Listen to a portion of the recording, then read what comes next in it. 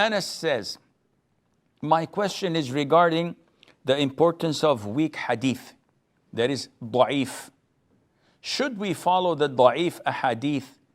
And what is the Islamic ruling for it?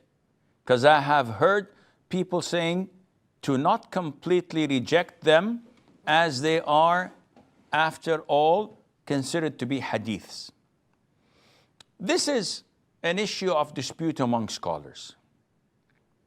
The reason of the dispute is that some imams considered the hadiths that are weak to be better than using your analogy. So this came up when the Hanbali school of thought came to a fork of the road over issues that were not clearly covered by the Quran and the Sunnah. So they looked into the issue, and to be able to determine and give a verdict, they had one of two. Either to rely on their analogy and their logic, or to search in the weak hadiths and find a hadith that is weak, yet it supports a verdict, and they followed that. Imam Abu Hanifa used to follow the analogy and the logic due to the fact that he did not have a lot of hadiths at his time to rely on. Due to the fact that he did not travel as did Imam Malik, Imam Shafi'i, and Imam Ahmad. He was always in his village, in his town.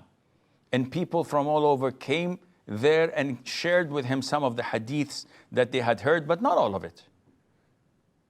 While Imam Malik traveled, Imam Shafi'i traveled, and Imam Ahmad traveled the most. So he got to meet people who heard the hadith from different companions who were traveling all over after the death of the Prophet ﷺ, and managed to learn from them more. Now the problem is that when we come to a weak or da'if hadith, scholars that said that we can refer to it sometimes said that there are conditions. One, that the weakness of the hadith is not due to one of the narrators being a liar or being an innovator. Rather, being weak in his memory, his books were burnt, so now he doesn't have any references, he's giving hadith from his memory. This is why it's weak. Secondly, it should not be in halal and haram. So it should not be related to fiqh or to aqeedah. Rather, it is related to fada'ilul a'mal, the deeds that are not of essence. So whoever prays 2 rak'ah between this prayer and that prayer, Allah would grant him a house in Jannah. Is there in halal haram? No. Is there anything to do with aqeedah? No. It is something recommended to pray? Yes. So this da'if hadith, we can adopt it. And so on. And this is why the scholars have differed. Some of them said it is okay to use weak hadiths when it's related to things that do not deal with aqeedah or with halal and haram or with verdicts of the deen. Others said no.